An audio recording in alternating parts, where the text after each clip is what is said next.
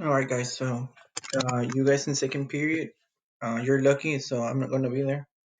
But you still have to do the same work as everyone else. I'm gonna leave this video in the warm up, so it's easy to find. So we're gonna finish the rest of the Revolutionary War, and we're gonna move into the government part of the U.S. and how all of everything that we've covered ties into Texas history. Okay, you're right now you're saying, well, why is Mr. Moreno just doing American history? Well, this is like the whole part of it. Right after the war, they come up with their system of government. Okay, so we're covering Saratoga and Yorktown, which are like the last battles of the American Revolution, and we're just gonna cover the other one just in case you forgot. This is like a little refresher. So anyway, I'm gonna go over this. Let me present. Where's my little pointer? Aquí está. All right, so just to refresh your memory, you kind of already seen this video before or this picture before. This is the timeline of the causes of the American Revolution. So first of all, we had the French and Indian War. If you remember correctly, it was over land because the colonies wanted to go west, and the government said no, no. And so they sent. Remember who they sent? They sent George Washington to go and defend Virginia, but basically he went and killed some French people, and so he started a whole World War, like the original World War One, I guess. Okay, so we win, yay, right? But then they pass a proclamation. So this is like the first grudge that they're gonna have against the king, and then they start passing several different acts, which are laws. Okay, and so eventually the colonies decide that's it. If you remember from the video where I showed Samuel Adams, and they're reading the Intolerable Acts, you're gonna recall that they start putting a lot of people in the city, so they start closing it down. Okay, so all of this is boiling down to anger, okay, against the king. All right, and then so that's just refresher. Now, these is some of these words you already seen them, and some you haven't. Okay, but I felt nice enough today to give you the vocabulary already done for you. So first of all, we're gonna go over the battle. Well, we're gonna go these are actually in this order like that. But the Battle of Yorktown, it's the last battle of the American Revolution. Okay, and so if you need it in Spanish again, there it is. This is the one that's gonna give victory to the American, like the Americans, like the colonists. All right. Then we have the Battle of Saratoga. This is gonna be like the turning point. Okay, so if you look at this, the remember it's the Americans. It's kind of like going against like the United States Army right now. They had no chance. Okay, or so they thought, and so they were kind of winning, and then oof, all the way down. They were losing and losing. But then here in Saratoga, they convinced the French to join the Revolutionary War. Okay, and that is going to change the war because that's how they're going to get like their reinforcements, so to speak. Okay, and then we have the Battle of Lexington and Concord. We already talked about these ones yesterday, or not yesterday, but the day before. Okay, so these are the first battles.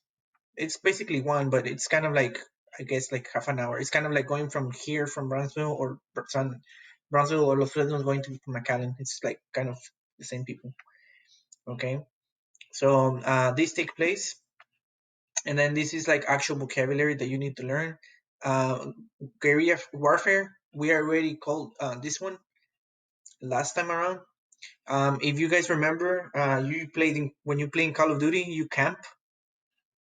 So this is kind of what they did. They just hide behind like trees and behind whatever they can find, and they basically do surprise attacks against the enemy because they're less.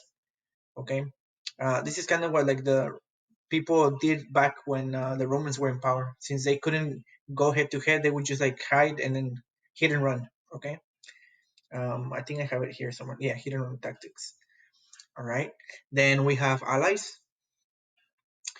So an ally is when two or more countries say, "Yay, we're going to be together," and it doesn't really have to be against a war, but in this case, it is. Okay. So France and the United States eventually are going to be allies, and also Spain, but they don't really talk about it too much because Spain is kind of like it's they're in the war, but just because they don't like England, not because they really want to help the Americans. Okay, so that's why they're not considered like a full ally. And then this one, guys, you already know this one. Common sense. Remember what I told you? It's like duh. It doesn't make sense that a whole country or a whole continent is ruled by a little tiny island in the other side of the world. Okay, and so I'm gonna give you the context of these. Remember, we need our map skills that we've learned like in the first couple of weeks. So we have the American victories and the British victories. There is more battles, but since this is not like American history course, I'm not gonna go over all of the other battles that you need. Okay, I'm just gonna go over the battles that I put in there. So we have Saratoga. Saratoga is kind of like over here next to Canada. Okay, and this is where they win. Then Lexington and Concord, it's kind of like next to Boston. So they go from Boston and they go into Lexington and Concord. Okay, and then the Yorktown. Um, just so you know, what happened is first, if you remember correctly, they were only doing like a siege of Boston. Remember, they do the Tea Party threw everything into the they dumped all the tea into the harbor. So then the king got super mad and they closed it. It's when the example I used was it's like if your parents you're mad at you and say you're gonna go into your room, you cannot get out, you cannot do anything. Okay, so they closed the harbor, but then they decided like this is not working. There's no like winning strategy here, so they decided to turn to the south to see if there were people in the south that would could join or feel sympathetic. And so they start moving like into all these places down here. Um, but then at the end, when the French started coming in, they basically blocked the British. So the British is kind of like they have a lot of the naval, like a lot of ships that Americans didn't have. But then the French come in and help them.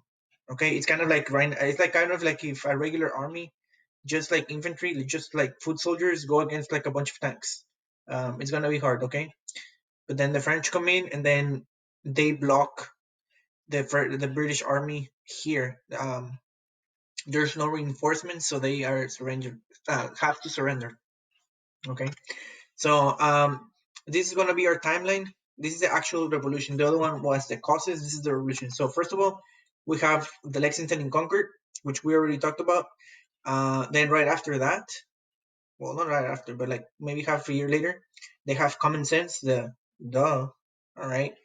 And then we have the Declaration of Independence. So already there was already blood in here, and there's the Continental Congresses, but this is just the most important of this section. All right, so we have the Declaration of Independence. Then the next year we have the Battle of Saratoga, and if you look at all these years, they still fought like maybe 2 or 3 years, actually more, 4 years more. Okay, so it starts in 1775, 6, 7. Okay, so they kind of fought on their own for a couple of years. Okay, so Saratoga is in October and February. That's when the French said, "Yeah, we're gonna be your allies." And then we have the Battle of Yorktown in 1781. Okay, so this is kind of like concludes the battles, and then 3 years later they signed the treaty. So here they kind of pretty much already won, but they have to ratify and what's gonna be mine, what's gonna be yours. Okay, and so they take a while to ratify this. Okay, so I'm gonna go over our videos. Okay, and again, this one you have already seen it, but it doesn't hurt.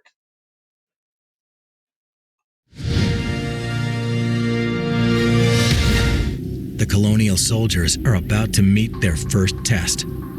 In a field outside Lexington, 77 militiamen have gathered to block the Redcoat advance towards Concord. John Parker, leader of the Minutemen, knows the British outnumber his forces 10 to 1. He doesn't expect to defeat them. He just wants to send a message. We're here, we have guns, and we're going to resist. Major John Pitcairn, who commands the British troops, doesn't want to fight in Lexington. Running behind schedule, his goal is to secure a bridge farther west in Concord, but Pitcairn is forced to respond to the Minutemen's blockade.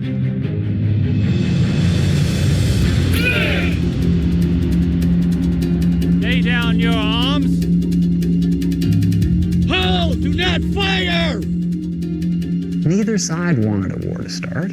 And so they stand there sort of face to face for a while. Hundreds of professional soldiers confront dozens of militiamen armed with squirrel rifles and buckshot. Both Parker and Pitcairn issue orders not to shoot.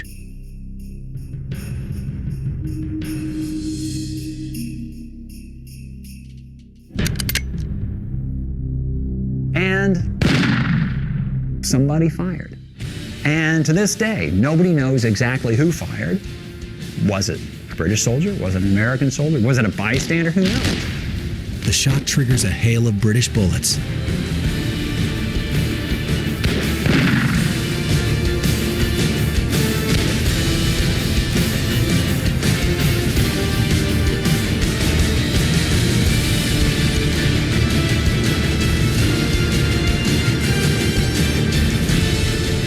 The militiamen are overwhelmed and quickly retreat, some racing into the nearby woods.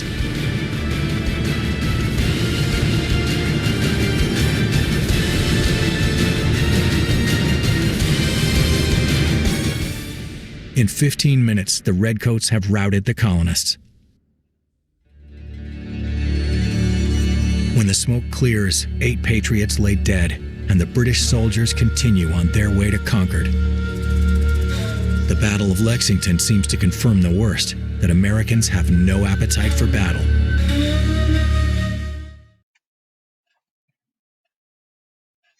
Alright guys, so that's just like a little review.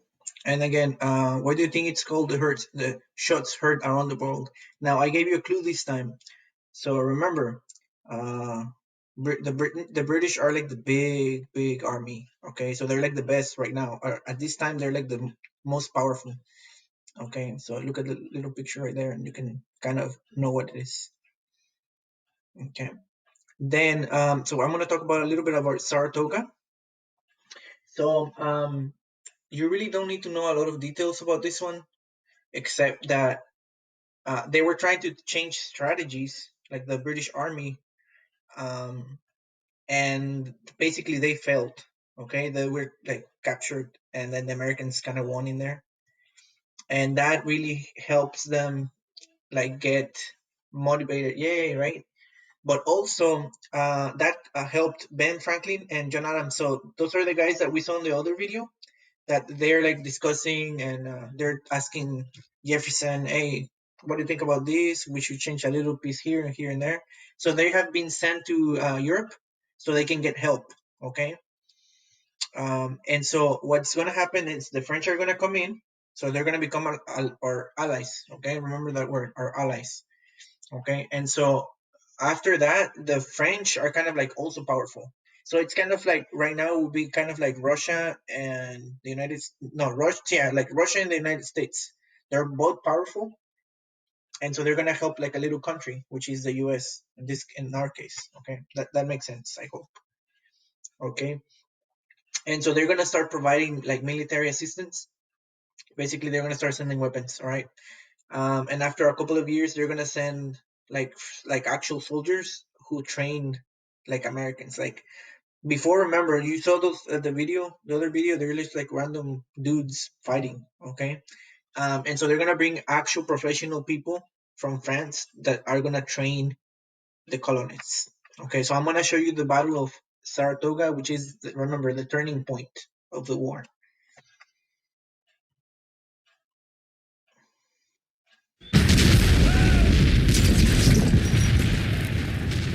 1777.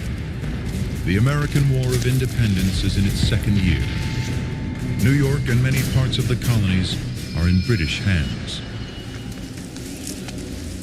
The rebels have been driven into the wilderness, but the fight back has begun.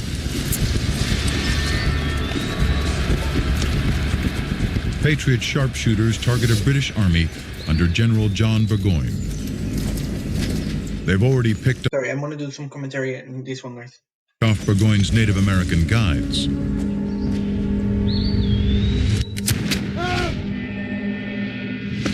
Now the two armies meet near Saratoga. Here the rebels break the rules of 18th century warfare and start targeting British officers.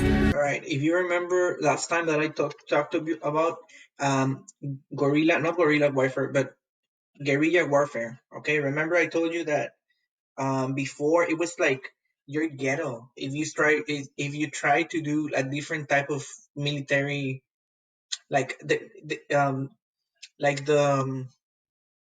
way they, some of you guys said it, the way they marched, it was like in a straight line. Oh, you cannot even see me, but anyway, you march in a straight line, and then they would like fire, and if someone died, they just keep going and going. All right, and so the Americans decided, you know what, that's not going to work for us. So we're going to start targeting people that are actually important.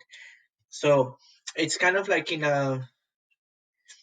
let's say you're like in a team, and they get your captain out of the team, like they like get him out with a red card in soccer or a flag in football. If you start losing the people that are the leaders, you're gonna suffer, because you're gonna say, well, who do we follow, right? And so that's what they're gonna try with this guy. And kind of I just feel bad for that guy. Like 3 times they tried to shoot, and he never got out of the horse. I mean, whatever. But you get the idea, okay? The plan: leave the foot soldiers leaderless. Your officers tended to be your most educated guy. They understood the communication line. They understood exactly what the orders were. They were the source of trying to get something done on a battle space. In Britain's 53rd Regiment, all but one of its 11 officers are killed or wounded.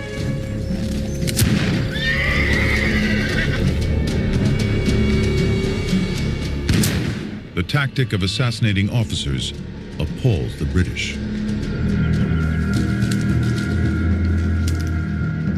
On the defensive, the British regroup under General Simon Fraser. He brings fresh spirit to the beleaguered British Army. Daniel Morgan, commander of the sharpshooters, acts fast. Shimmy on up that tree and take out the redcoat on his high horse. His best shooter is an illiterate frontiersman from Ireland, Tim Murphy. He's just there, like, come on. But anyway. This shot will turn the tide of the war.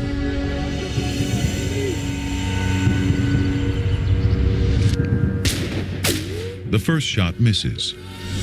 This left.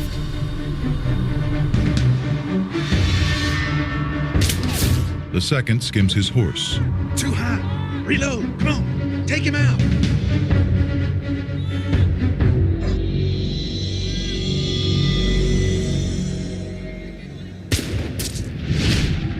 The third hits home.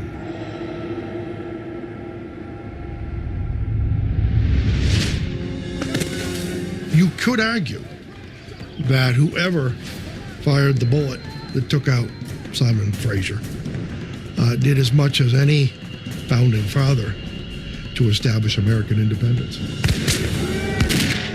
Without leadership, the British lose 1,000 men. Twice as many as the Patriots.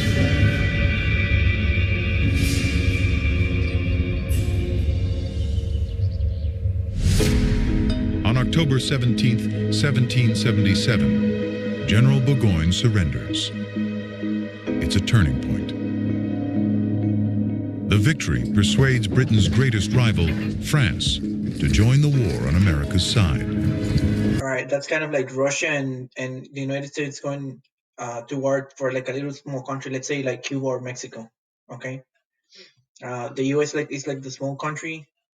Big countries are Britain and France. Now the French Navy will force the British to fight a war on two fronts, land and sea. All right, so let me get this out. Wait, where's my... All right, there you go. So my question to you guys is, well, what would you think would happen if the Americans would keep losing important battles? So that one was like a really important one. But what do you think would happen? Do you think they would maybe lose the war and we would still be part of England? Or maybe we could just keep fighting, okay? Because you're going to see in a little bit, not everything is pretty for the English. Okay, so let me go into the next one. All right, so now it's the Battle of Yorktown. This is the last battle. And let me just go back to over here. So what they did is they changed strategy. So first they were over here in the north in Boston, but then they said, this is not going to work. So they moved over here to try to get support from the other colonists in like the southern colonies.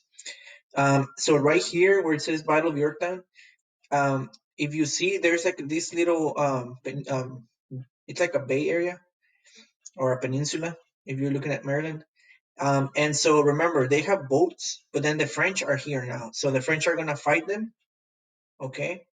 And they're going to basically kick the guys that are in the boats out.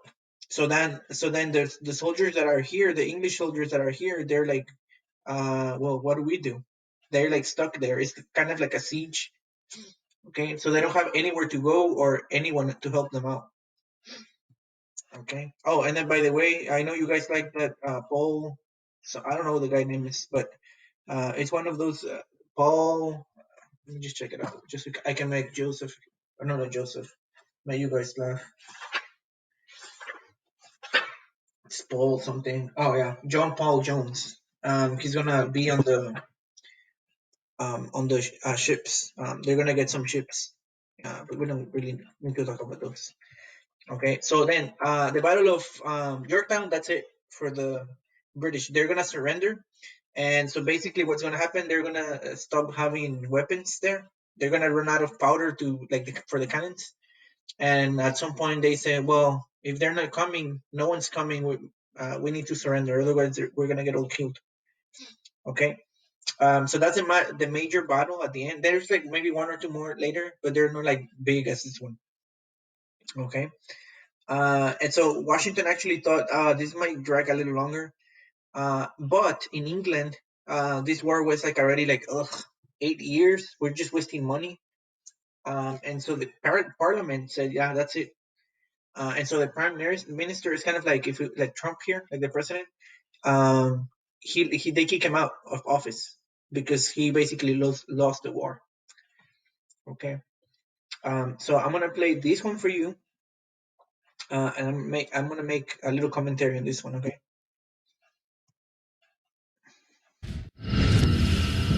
October 1781.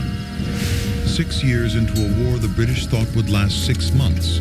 Oh, and then by the way, guys, it's kind of like right now that we are in Iraq. Most people want to get the troops out, but the government doesn't want to. And remember, that's costing money, okay? So regular people don't like that. And so it's kind of the same thing that's going on in England. People are paying for that war, okay? It's not cheap. You're paying taxes on it, just like the colonies were here, okay? So it's kind of ironic. The American Revolution comes to a head at Yorktown, Virginia.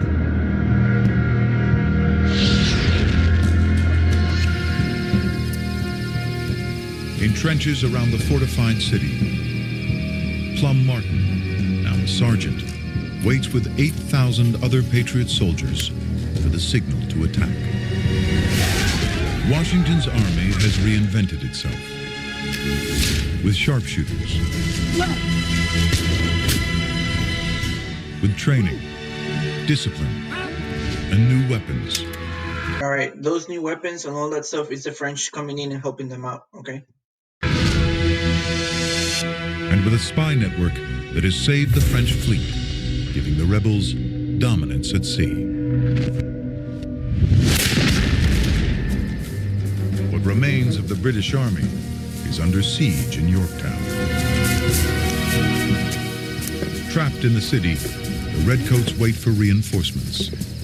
But back in Britain, the war is unpopular and costing far too much money. This is a case of hanging on in the face of the British actions long enough to where the British literally would grow weary of this and realize that it was endless. This is Washington's chance to end the war with one decisive blow. Oh, and then, by the way, guys, George Washington was with the people like down there with them. So he was actually in the front with all the people. Like right now, you see all the the wars, and you see like the main guys and the colonels and generals. They're all like behind a desk. George Washington was with their troops, so that's kind of like a support, like a morale. Like, oh no, this is a good leader. Okay. He committed to this idea of being able to stand on your own. See, America is a dream, and the only way to go get that dream is to show up and bring your very best to that moment and not stop until you bring that dream into existence. Plum Martin will be one of the first over the top. Godspeed.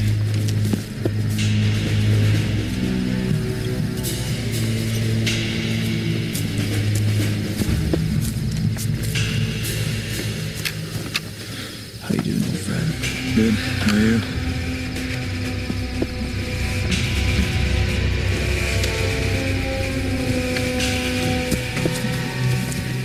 Good to check it out.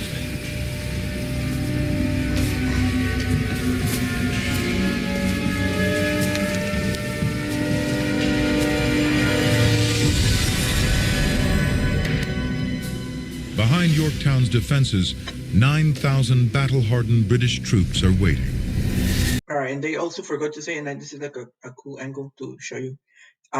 So remember, these people they have they're closed, they're like cut off from everyone else. So this is like a little fort next to the water, and in the water there's like French people also shooting.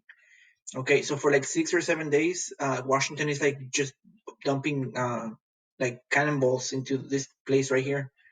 And so right now what you're seeing is like not the last stand, but like after he says like now they're gonna surrender eventually, and so that's when he's gonna take the chance.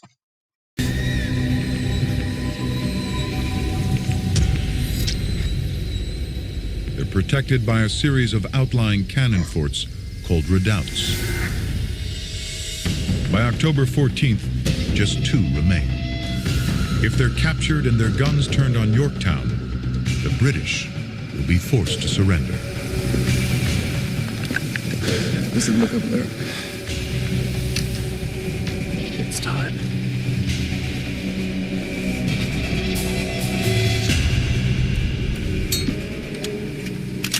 All the batteries in our line lay silent. We lay anxiously waiting for the signal.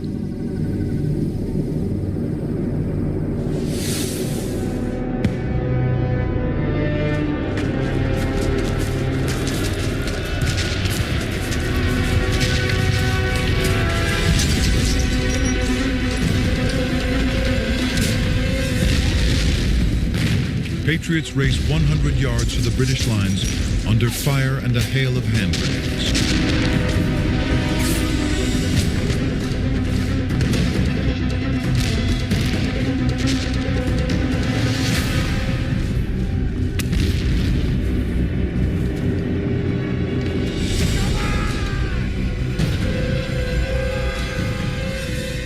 A force of 400 break through and storm the British fort.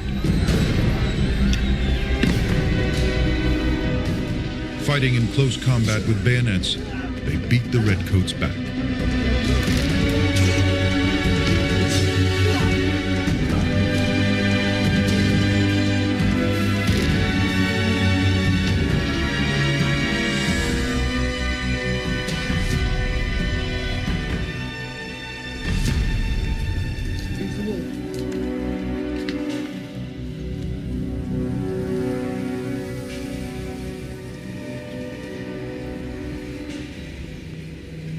Immediately after the fighting had ceased, I went out to see what had become of my wounded friend.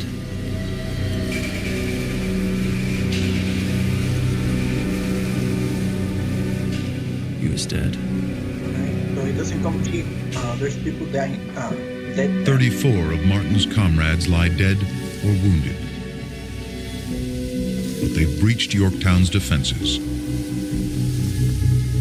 2 days later, the British surrender and begin negotiations for peace. For the past 6 years, leadership, training, weapons, and intelligence have been vital. The rebels have achieved the impossible. The United States is the only country to win independence from the British in war. On April 30th, 1789, Washington is inaugurated first president of the United States of America under the new Constitution. All right, so that's getting ahead of ourselves, but well, he's the first guy to get president.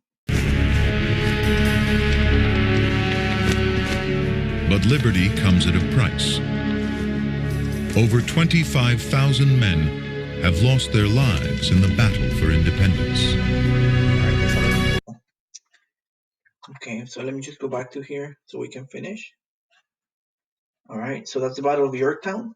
And so the British lose, and they're kind of like, they don't really want to leave, right? But so they, this is important to you guys, the Treaty of Paris of 1783. That's an important vocabulary word. So what are the reasons, some of the reasons that the colonies were successful? Well, they have the allies. Again, a really important vocabulary word are allies. They fought with guerrilla warfare. Well, I'll leave the other maybe 2 or 3 for you to like decide on your exit ticket. Okay, but basically this is what I wanted you guys to see. So if you remember from the French and Indian War, remember the Proclamation line? Okay, so there's a line right here in the Appalachians, and they were fighting for the Ohio River Valley. And so after the war, what do you think? They kind of got it, all right? So now this is all part of the United States. Yay, right? But they don't actually leave. They get like part of this up here because Canada didn't want to get out. So at the same time, it's like Canada and Quebec and all those places are actually part of the US or the colonies, but they kind of don't like the Americans. Okay, so the border is going to be the Mississippi River, and then Florida right here. So that's kind of like iffy. And so this is going to be our new border, guys. Okay, so we're going to have Spain and England again as neighbors, but now we are our own country. Okay, so that's why it's Spain. That's what I told you at the beginning. They're kind of like, I don't know if we really like the Americans, because now they're like friends, or not friends, they're like neighbors. Okay, so what you have to do is in your assignments tab, and I won't show you because it's probably not yet there, but in your assignments tab, you're gonna see like their exit ticket. It's something like Battles of Independence exit ticket, and you're gonna write like 4 sentences or 4 reasons why do you think America was successful. Okay, guys. So that's it, and then hopefully I'll start doing another project and a test real soon. All right, guys, let me stop this video.